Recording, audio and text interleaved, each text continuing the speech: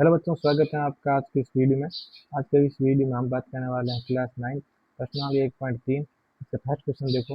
निम्नलिखित भिन्नों को दशमलव के रूप में लिखिए तथा प्रत्येक के हमें दशमलव पश्चात भी बताना है। तो पहला क्वेश्चन क्या कह रहा है, देखो। पहला क्वेश्चन कह रहा है 36/100। तो 36/100 को हम क्या लिख सकते हैं, 0.36। तो ये इसकी क्या हो गया, दशमलव रूप। फिर इसका दशमलव पश्चात क्या है, दशमलव पश्चात। तो इसका जो दशमलव पश्चात हो जाएगा वो क्या हो जाएगा, रिपीट भी नहीं हो रहा है, शांत है। इसका मतलब क्या हो जाएगा, शांत पश्चात। ये इसका दशमलव पश्चात हो जाएगा। सेकंड क्या कह रहा है, 1/11। जब 11 के 1 में भाग देते तब क्या आता है, 0.09 का बार। तो 0.09 का बार ये क्या हो गया, इसका रूप हो गया, दशमलव रूप हो गया इसका, दशमलव रूप। लेकिन अब हम क्या बताना है, दशमलव पश्चात। तो इसका जो पश्चात है वो क्या हो जाएगा, रिपीट हो रहा है और तुकने का नाम भी नहीं ले रहा है। तो इसका मतलब क्या हो जाएगा, अनवंशानी।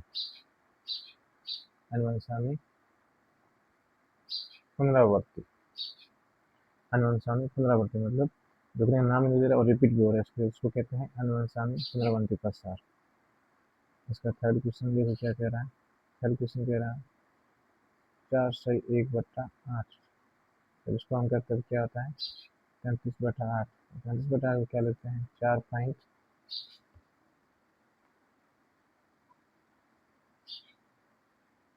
फिर इसको हम भाग देते हैं 33 के अंदर 8 का भाग देने तो 4.125। इसके आगे नहीं जाता। तो ये कौन सा, ये इसका रूप हो गया। और पश्चात कौन सा हो गया, शांत पश्चात। शांत पश्चात हो गया। चौथा क्या कह रहा है, देखो। 3/13। 3/13 में क्या होगा, 3 के अंदर भाग देना है 13 का। जब 3 के अंदर आप 13 का भाग देंगे तो उत्तर आता है 0.230,769 का बार। मतलब इतनी संख्या आने के बाद वापस संख्या रिपीट होना चाहती है। इसमें दशमलव रूप हो गया, उसका पश्चात क्या हो जाएगा, पश्चात देखो, दशमलव पश्चात हो जाएगा अनुवंशानी। अनुवंशानी मतलब जो रुकने का नाम ना ले, जो पुनरावर्ती। दशमलव पश्चात हो जाएगा अनुवंशानी व पुनरावर्ती। इसका पांचवा क्वेश्चन देखो। पांचवा क्वेश्चन क्या कह रहा है, चौथा हो गया। पांच क्या कह रहा है, 2/11। जब 11 2 के अंदर जब 11 का भाग देते हैं तो क्या आ जाएगा, तो आपसे आ जाएगा 0.18। 0.18 का ये किस क्या हो गया, दशमलव रूप। प्रसार कौन सा हो जाएगा, प्रसार सैन्य हो जाएगा अनुवंशानी पुनरावर्ती।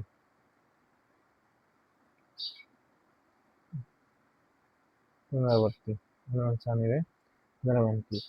अब पीछे रह गया एक में से कौन सा, 229/400। उसको हम करते हैं नए पेज पे।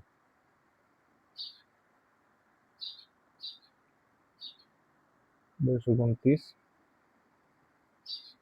कौन सा है, 6 क्वेश्चन क्या कह रहा है, 229/400। इससे हम किस तरीके से लिख सकते हैं, इसका मान आ गया 0.8225। ये इसका मान आ गया। इसका प्रसार क्या हो गया, इसका जो दसवां प्रसार हो जाएगा शांत दशमलव प्रसार।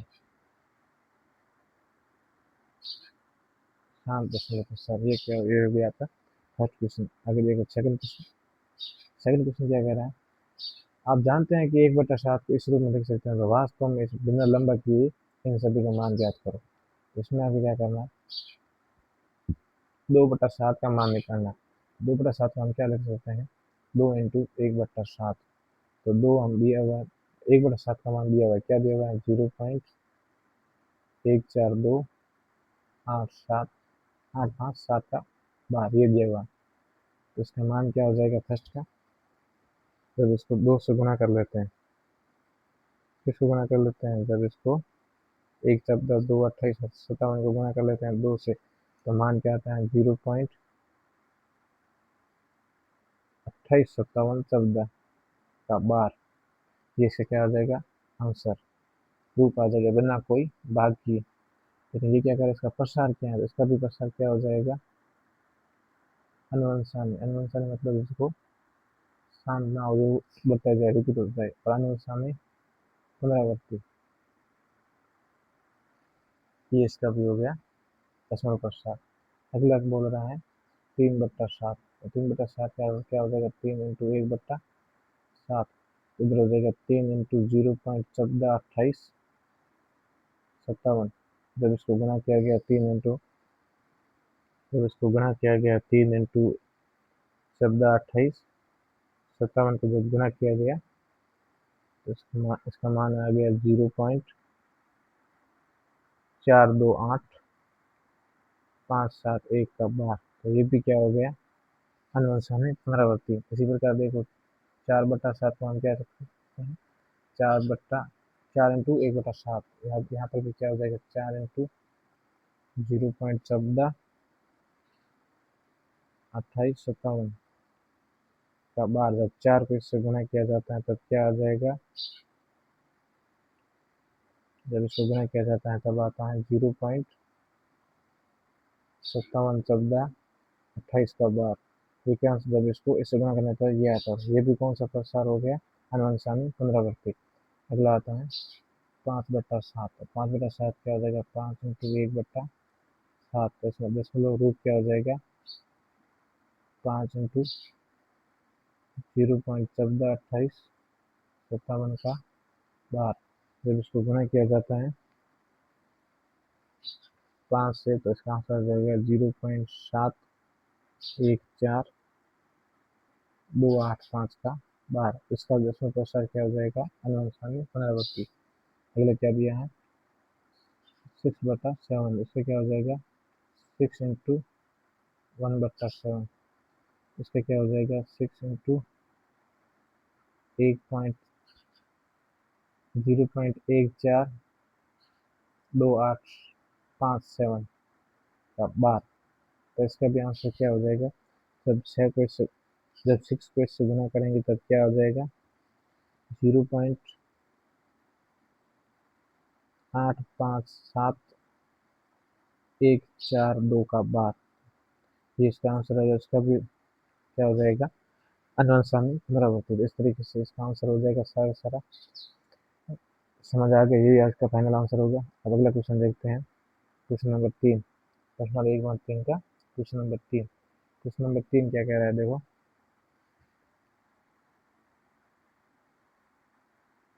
क्वेश्चन नंबर 3 कह रहा है निम्नलिखित को p बटा q के रूप में व्यक्त कीजिए। निम्न को p बटा q के रूप में व्यक्त कीजिए जहाँ p व q पूर्णांक है तथा q बराबर 0 नहीं है। तो इसको देखो, फर्स्ट क्या कह रहा है 0.6, 0.6 को तो हम सबसे पहले जाने इसको x मानेंगे। x बराबर क्या हो गया 0.6 का बार। फिर क्या करेंगे, इसको समीकरण नंबर 1 नाम दिया।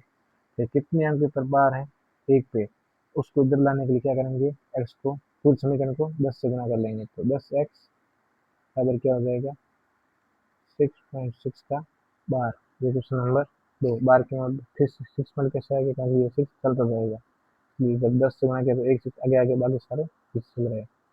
अब क्या करेंगे, समीकरण 2 - 1 कर देंगे। 2 - 1 कर देंगे, क्या हो जाएगा 10x - x बराबर हो जाएगा 6.6 बार माइनस 0.6 बार। तो इसका आंसर हो जाएगा 9x बराबर 6। तो x का मान क्या हो जाएगा 6/9। तो x का मान हो जाएगा 2/3। तो ये आपका क्या आ गया फर्स्ट का आंसर। चलो सेकंड क्वेश्चन देखते हैं, इसको हटा देते हैं। इसमें किस क्या होता है, कोई भी संख्या दी हो, जितनी बार लगी हो उससे उतने ही बीच जीरो लगा के गुणा कर लो। अगर एक अंक है तो 10 से गुणा, अगर 2 अंक है तो 100 से गुणा, और 3 अंक है तो 1000 से गुणा। सेकंड क्वेश्चन देखो, सेकंड क्वेश्चन क्या कह रहा है, सेकंड क्वेश्चन कह रहा है 0 पॉइंट, अब की बार क्या है 47 पे बार है। हम सबसे क्या करेंगे, जो दिया उसको x मानेंगे। x बराबर 0.47 पे बार। इस इसको समीकरण नंबर 1 दे देंगे। फिर क्या करेंगे, कितने पर बार है, 2 पे, तो किससे गुना कर लेंगे, 100 से। तो क्या हो जाएगा, 100x बराबर क्या हो जाएगा, 0 नहीं हो गया 10, और 100 से गुना करेंगे तो क्या हो जाएगा, 47 आ जाएंगे बार। और पीछे क्या बढ़ जाएंगे, फिर से 47, क्योंकि 47 रिपीट हो रहा है। ये हो गया समीकरण नंबर 2। अब क्या करेंगे, समीकरण 2 माइनस समीकरण 1, कैसे, 100x माइनस क्या कर देंगे, x, और सामने क्या हो जाएगा, 47.47 का बार माइनस क्या हो जाएगा, 0.47 का बार। इधर क्या हो जाएगा, एक एक्स गया तो 99x, और सामने क्या आ जाएगा, 47, एक्स का मान क्या हो जाएगा, 47/99। यही आपका क्या हो जाएगा आंसर। 2 नंबर हो गया, स्क्रीनशॉट ले लेना, और समझ आ गया तो फिर अपने आप कर लेना।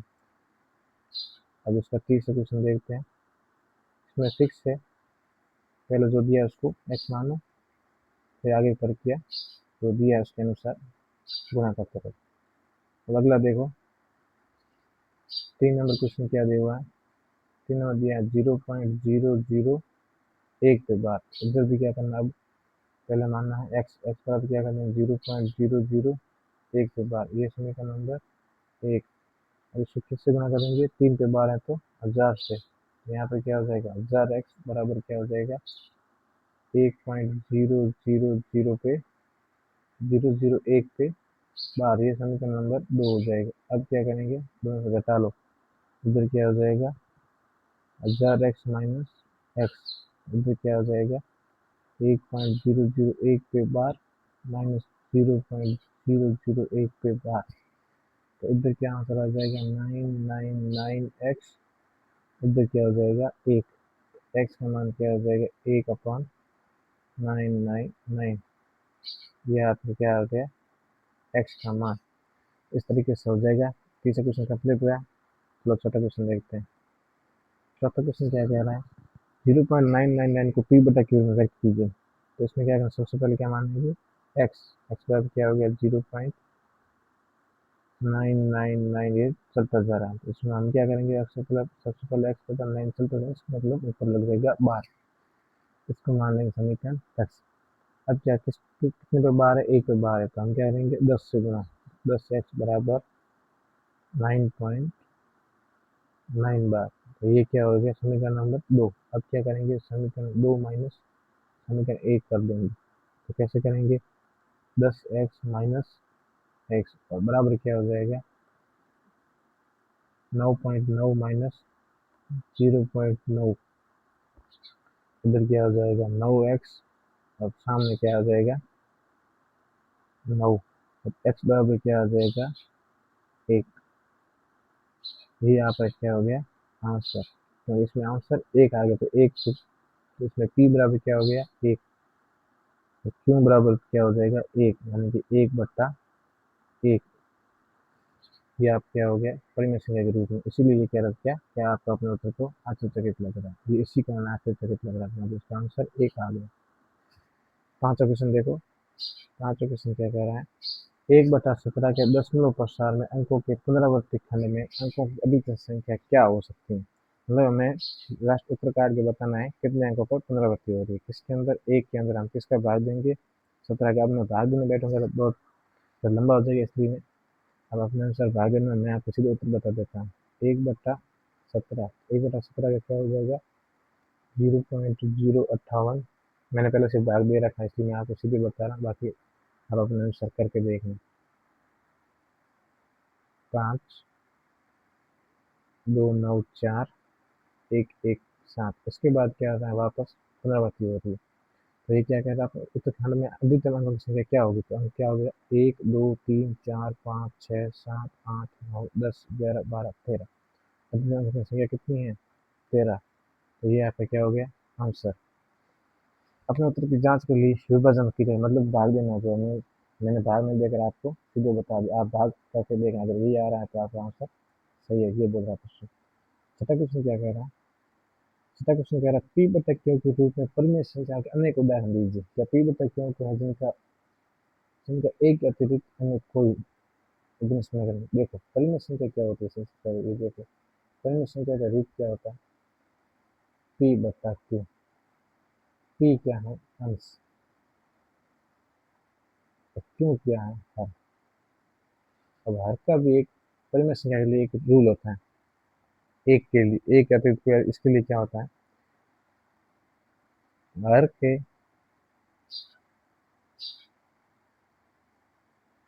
अभाज्य गुणनखंड, हर के अभाज्य गुणनखंड क्या होता है, 2 की घात m, 5 की घात m, या 2 की घात m इंटू 5 की घात m, इस रूप में होते हैं इसके अभाज्य गुणनखंड। तो इसमें आप कौन सा उदाहरण ले लो, m बराबर 1 ले लो, तो इसमें क्या हो जाएगा, 2 की पावर 1 बराबर 2, तो ये 2, ये क्या हो गया, परिमेय संख्या। अगला देखो, जब 5 में रखें तो भी क्या आ जाएगा, 5 की घात 1 बराबर क्या आ जाएगा, 5, ये भी क्या होगी, परिमेय संख्या। m बराबर 2 लेके देखो, 2 जो क्या हो जाएगा, 4, 4 क्या है, परिमेय संख्या। दोनों को गुणा करके देख लो, इसमें ले लेते हैं 1 और 5 की भी ले लेते हैं 1, बराबर करना है तो क्या हो जाएगा, 10, 10 भी क्या है, एक परिमेय संख्या। अब ये अनेक उदाहरण हो गए। अब इसमें आप जितनी चाहे संख्या रख लो, अनेक उदाहरण निकाल सकते हो आप पी बटा क्यू के रूप में परिमेय संख्याओं के लिए। अब इसमें अगर क्या कहते देखो, क्या ये अनुमान लगा सकते हैं कि पी के कौन से गुणन अविच्छेद रूप से संतुष्ट करते हैं, यही है। ये 3 एक ऐसे हैं जो किसी भी संख्या, किसी भी परिमेय संख्या के लिए संतुष्ट कर सकते हैं। इसे आप कहना चाहता छठा क्वेश्चन। और सातवां क्वेश्चन देखो क्या कह रहा है,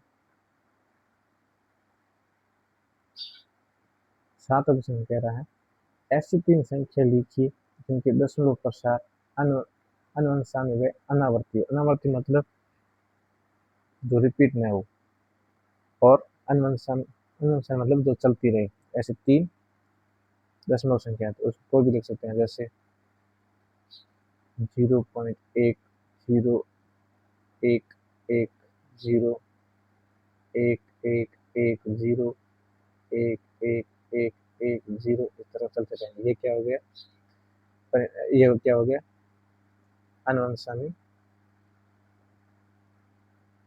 अनुवंशान मतलब जो रुकने का नाम नहीं ले रही वो है अनुवंशानी। और एक होगा ये अनावर्ती, अनावर्ती मतलब जो रिपीट भी नहीं हो रही है, सेम चीज वापस नहीं आ रही, चलती जा रही है। और दूसरा कौन सा लिख सकते हैं, 3 संख्या लेंगे, दूसरा संख्या क्या ले लेंगे, 1 0 1 0 0 0 1 0 0 0 0 1, इस तरह चलते रहेंगे। ये भी क्या हो गई, अनुवंशानी अनावर्ती, इस तरीके से हम लिख सकते हैं। और तीसरी संख्या कोई एक और ले लो, 0.0000000000, मतलब ऐसे चलते रहेंगे। ये भी क्या हो गया, अच्छा देखो 1 2 3 है, इसमें 2 से सीधा 4, 4 से आगे सीधे 6 6 4 ऐसे बड़ा। ये भी क्या हो गई, अनुवंशानी, अनुवंशानी अनावर्ती, अनुवंशानी अनावर्ती। ये 3 उदाहरण कोई देख सकते हो आप अंक के बाद में लेके। ये 7 क्वेश्चन हो गए।